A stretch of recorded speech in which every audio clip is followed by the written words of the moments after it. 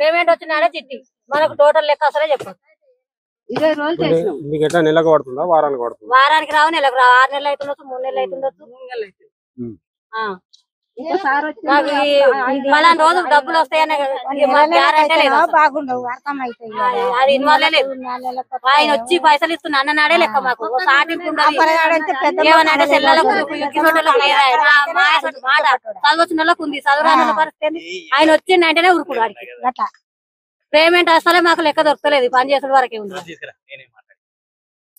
అట్లా అసలు మీకు గింతే వస్తున్నా గింతే మీకు వచ్చినా ఇచ్చినాం మేము అంటున్నాం. ఇచ్చినాం మీకు వచ్చిన బిల్లు ఇచ్చినాం మేము. ఏం చేస్తాం అంటారు. 3 నెలలు చేసి కూడా అంటే కష్టమైతే తప్పలేదు. ఎప్పుడైనా కానీ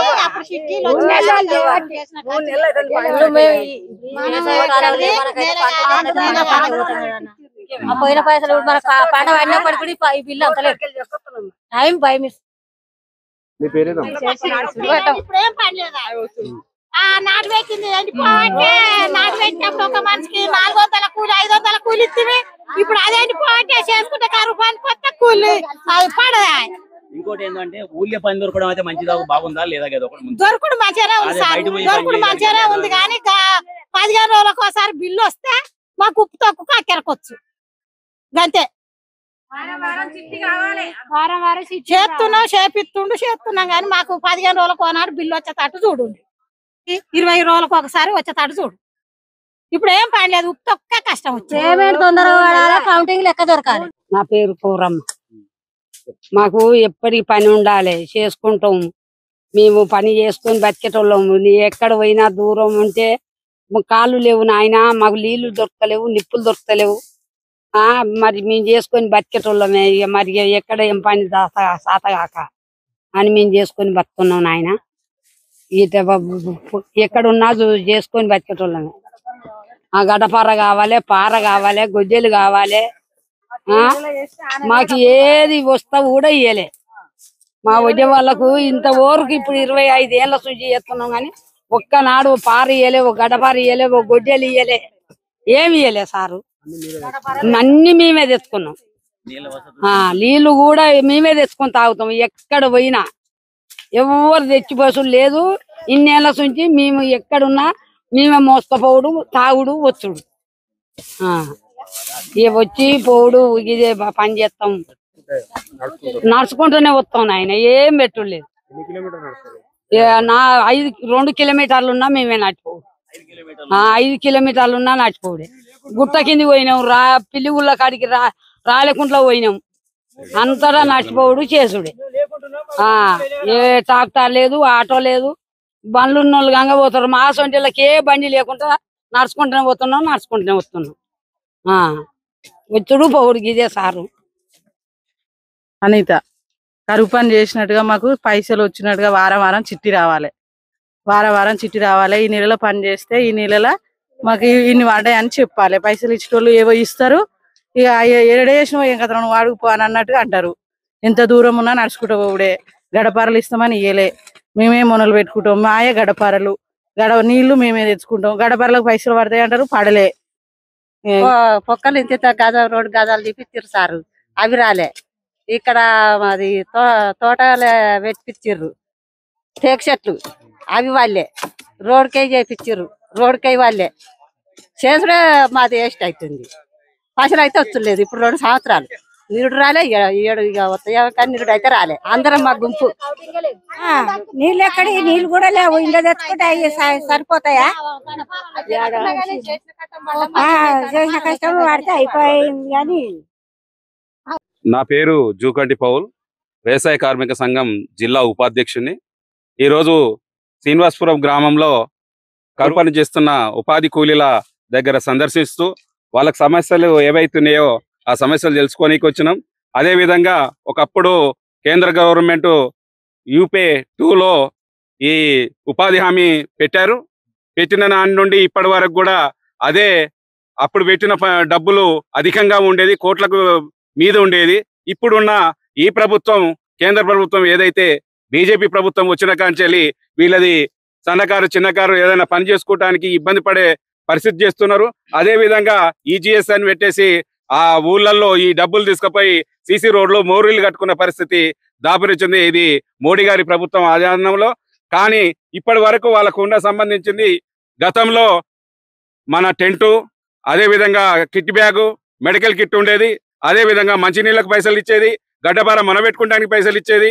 అదే విధంగా దూర ప్రాంతాలకు పోతే మెయింటెనెన్స్ అలవెన్స్ కూడా ఇచ్చే పరిస్థితి ఉంది.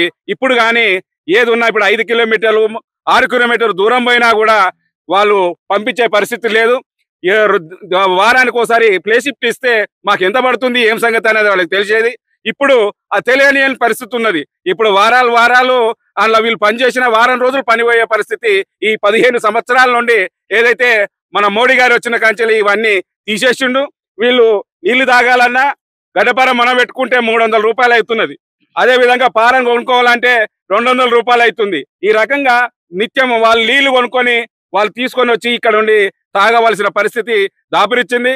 అదే విధంగా వీళ్ళకి పెట్టిన ఇంత వస్తుంది అంత వస్తుందని తెలియలేని పరిస్థితి ఉంది. కాబట్టి ఈ కేంద్ర ప్రభుత్వం వెంటనే వీరికి పాత కాలంలో ఏదైతే ఇచ్చిండ్రో ఆ హక్కులు అదే విధంగా ఆ మధ్య కాలంలో ఫీల్డ్ అసిస్టెంట్లను కూడా తీసేసి సెక్రటరీలు ఎప్పుడైతే చేసిరో 2 నెలలు 3 నెలల బిల్లులు కూడా రాని పరిస్థితి ఉన్నది. వీళ్ళకు అయితే మర్చిపోయారు వాటిని.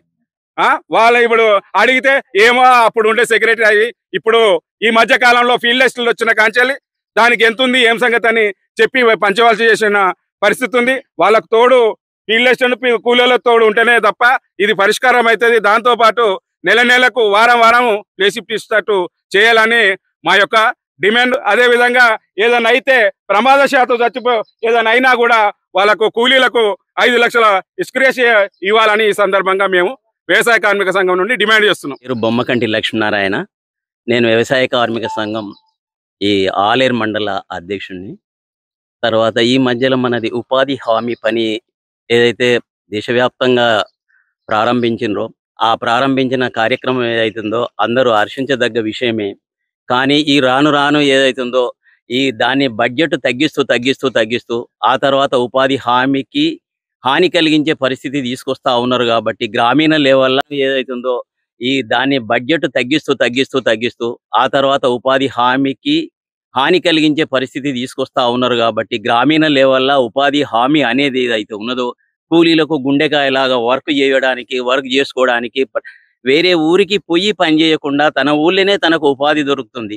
అందు గురించి అందరికీ ఏది పని లేని సమయంలో ఏది వ్యవసాయ పని లేనప్పుడు ఈ పని దొరకడానికి చాలా ఉపయోగమైన కార్యక్రమం. కాబట్టి ఈ కార్యక్రమానికి ఏదైతే ఉన్నదో వీళ్ళకు జాబ్ కార్డులో 100 రోజులని ఏర్పాటు చేసిండ్రు. 100 రోజులు కాకుండా 200 రోజులు అనేది మాత్రం ఏర్పాటు చేయాలని ఒకటే జాబ్ కార్డులో వాళ్ళ అత్త కోడలు వీళ్ళు 5-4 ఉన్నప్పుడు 50 రోజుల కంటే ఎక్కువ పడతలేదు వాళ్ళకు ఒక్కొక్కరికి. అదైతే 200 రోజులు ఖచ్చితంగా జాబ్ కార్డులో మాత్రం వీళ్ళందరికీ వచ్చేటప్పుడు జాబ్ కార్డులు ప్రతి ఒక్కరికి వచ్చేటప్పుడు చూడాలా. వ్యవసాయ పని ఏదైతే ఉన్నదో అంతకుముందు అగ్రికల్చర్ లేబర్ గా వీళ్ళు చేయడానికి ఎంతో అవకాశం ఉండేది. ఇప్పుడు ట్రాక్టర్లు వచ్చిన తర్వాత దున్నుకానికి ట్రాక్టరే, ఆఖరికి వచ్చారు నాటడానికి ట్రాక్టరే, వరిసేను నాటడానికి ట్రాక్టరే వస్తుంది. గడ్డి మంది కొట్టడానికి వీళ్ళు తోడగలుపు తీయడానికి కూడా వీలు లేకుండా తోడగలుపుకు మాత్రం మందే వచ్చింది. ఆ తర్వాత కోతకు మిషన్ కి కోతే మిషనే ఉన్నది. తూర్పాల పడదాము ట్రాక్టర్ కు 400-300 వస్తాయి అని పోదామా అని అనుకుంటే తూర్పాలు పట్టడానికి మిషనే ఉన్నది. ఇక్కడ ఉన్నటువంటి లేబర్ ఏదైతే ఉన్నదో అగ్రికల్చర్ లేబరే కాదు, మామూలు లేబర్ ఏం పని చేయాలనేది ఏమి లేకుండా అయిపోయింది. కాబట్టి వీళ్ళు ఏదైతుందో రేపు భవిష్యత్తులో హైదరాబాద్కో ఆలేరుకో ఎక్కడో పోయి అడ్డకూలి లెక్క మారడానికి అవకాశం ఉన్నది. కాబట్టి ఈ ఉపాధి హామీ పని ఏదైతున్నదో దానికి ఎక్కువ నిధులిచ్చి ఇక్కడ ఉన్న వాళ్ళకి ఇక్కడనే పని కలిగియాలనేది కోరుతా ఉన్నాం. ఈ పని కలిగలేకపోతే ప్రతి ఊళ్ళే లేబర్ లేక వర్క్ లేక ఆ తర్వాత చాలా బాధపడవలసిన అవసరాలు ఏర్పడతాయనే ఉద్దేశంతో తప్పనిసరి గవర్నమెంట్ ఖచ్చితంగా టైం టు టైం ఏదైతే ఉన్నదో ఇలా పేమెంట్లు 15 రోజులకు ఒకసారి ఇవ్వాలని జీవో ఉన్నది. 15 రోజులకు ఒకసారి ఖచ్చితంగా వీళ్ళకు పేమెంట్ చేయాలి. పేమెంట్ చేస్తే ప్లే స్లిప్లు కూడా ఇవ్వాలి. ఆ తర్వాత ఈ టెక్నికల్ ఆఫీసర్ కానీ వీళ్ళ కేవలం సిబ్బంది ఏదైతే ఉన్నదో పోస్ట్ ఆఫీస్ వాళ్ళ నిర్లక్ష్యం కూడా ఓసారి కనబడుతుంది. అక్కడ పైసలు టైం టు టైం వాళ్ళు పేమెంట్ చేయాలి. లేకపోతే ఇక్కడికి ఇన్ఫర్మేషన్ చేయాలి ఫీల్డ్ ఆఫీసర్ కానీ పైసలు పడ్డాయి ఇవి వచ్చినాయి పైసలు అనే ఉద్దేశం మీద వీళ్ళు చెప్పాలి. అందు గురించి మెయిన్గా మరీ కోరేది ఏంటంటే వాళ్ళకి జాబ్ కార్డుల 100 రోజులు కాదు 200 ఉండాలి. రెండోది లేబర్ వర్క్లోకి వచ్చినప్పుడు టెంట్ కానీ, తర్వాత నీళ్ళ వసతి కానీ, గడ్డపారలు కానీ, అనుకోకుండా గడ్డపార కాలు మీద పడ్డా బాంగరిసిన వీళ్ళకు ఖచ్చితంగా ఇన్సూరెన్స్ అనేది ఉండాలి. 5 లక్షల ఎక్స్గ్రేషియా వీళ్ళకి ఏర్పాటు చేయాలి. అట్లాంటి ప్రోగ్రామ్ వీళ్ళకు ఉండాలి. ఉపాధి హామీ అనేది గ్రామీణ లెవెల్లో గుండెకాయ లాంటి వర్క్. అగ్రికల్చర్లో రేపు వీళ్ళకు వర్క్ ఉండదు. అంతే మిషనరీ వస్తుంది కాబట్టి వీళ్ళకు వర్క్ ఉండదు. రేపు హైదరాబాద్ ఎక్కడో పోవాలి, కొత్త జాబ్ కార్డులు ఇవ్వాలి, పేమెంట్లు